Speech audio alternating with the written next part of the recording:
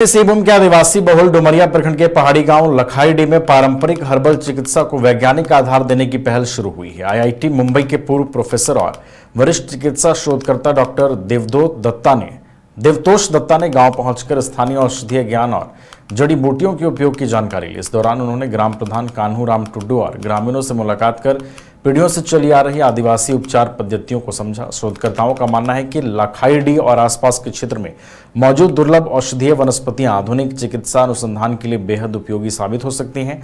Doctor Dutta ने कहा कि वैज्ञानिक परीक्षण और सही दस्तावेजीकरण के माध्यम से इन पारंपरिक ज्ञान को नई पहचान मिल सकती है। ग्राम प्रधान ने भी इस पहल का स्वागत करते हुए शोध कार्य में पूरा सहयोग देने की बात कही। शोध दल का उद्देश्य आदिवासी ज्ञान और आधुनिक विज्ञान के समन्वय से चिकित्सा क्षेत्र में नई संभावनाओं को तलाशना है।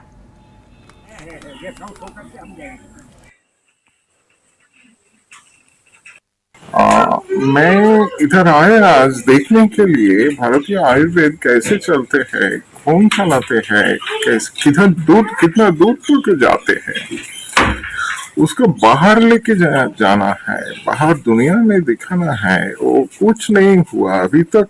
I would say nothing has happened compared to Chinese herbal medicine. Indian Ayurved तो Ayurvedic formulations कुछ I mean has not gone anywhere. So this is my humble effort with help of Maharaj ji and with help of my other friends and Pradhan ji.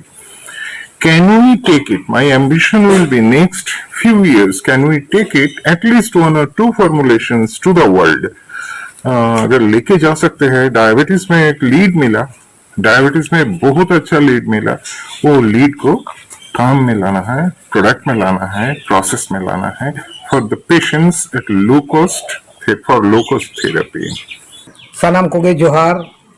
तेहें doctor देवदूत दत्ता जखन नवा लखाईडी ग्रामते hedge एनाय आदो नुना रस्कलिन बुझेव किया जे नुई IIT Bombay रिनिक कनाय नवा आयुर्वेदिक रान को इदी करते अडिगान बड़ाई साना किदिया और नवा को रिसर्च साना किदिया जे नोय जहां सुगार कना को नवा चेक तिलिंग रानेट कोआ ओना रान को रिसर्च लगित ते किन हेज एना और जहां को बात कना को चेको गैस करना ओना चेक रान तिलिंग चेक रेहेट चेक जोते चेक सकाम तिलिंग बनावेआ नवा को पूरा रिसर्च लगित अकिन किन गोड़ोलिंगा और किन हेजना ओना खातिर ते अलिंग अड़ी कुसिलिंग बुझेव किया और आरहों किन मेनेआ नवा रेया गोड़ो दो माने अड़ी संगीन धबी किन गोड़ोलिंगा मेनते किन मेन किया।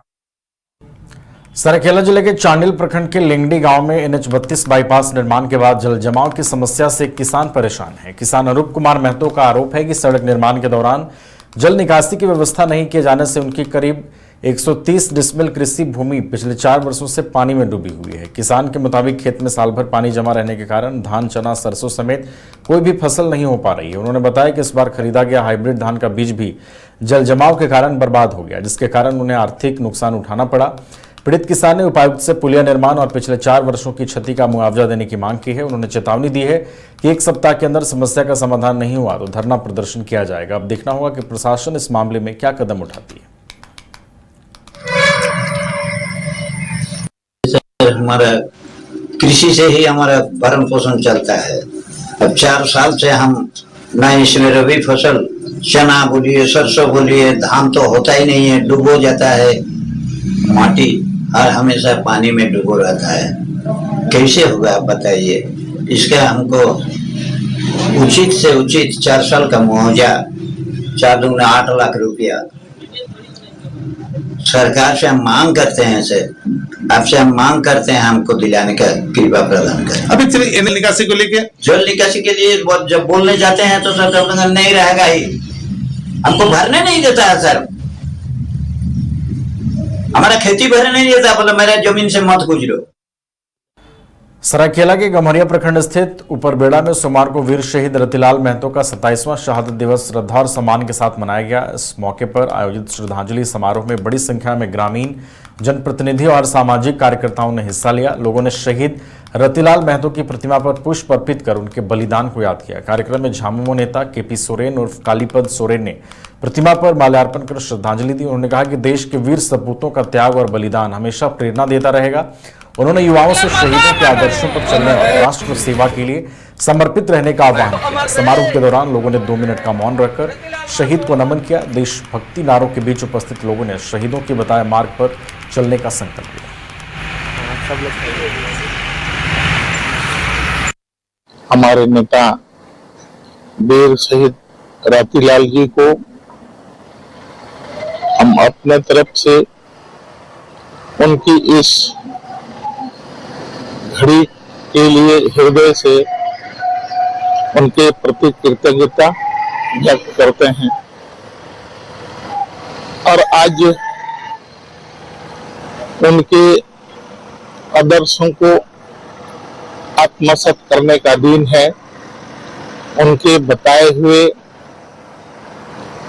रास्ते पर हम अपने आप को कैसे मजबूत करें, इनकी जो कृति रही है, इनका जो त्याग रहा है, सचमुच यहाँ की भूमि के लिए अभी स्मरणीय ही नहीं। यहाँ के लोगों को जो मजबूती उन्होंने दी, उनकी प्रेरणा से। घर रहने का मकान भर नहीं, ये खुशियों की तिजोरी है। दरवाजे पर दस्तक देता पड़ोस, खिड़कियों से उमड़ आता आसमां, तारों में उलझी ऐसी ना जाने कितनी दास्तां। कहती हैं चले डायमंड सिटी, एक सफर हम सफर के साथ अपने घर तक। Diamond city, life long bonding, 500 से ज्यादा खुशहाल डायमंड परिवार। जल्दी करें, सिर्फ 200 फ्लैट बाकी। आज ही बुक करें अपना आशियाना।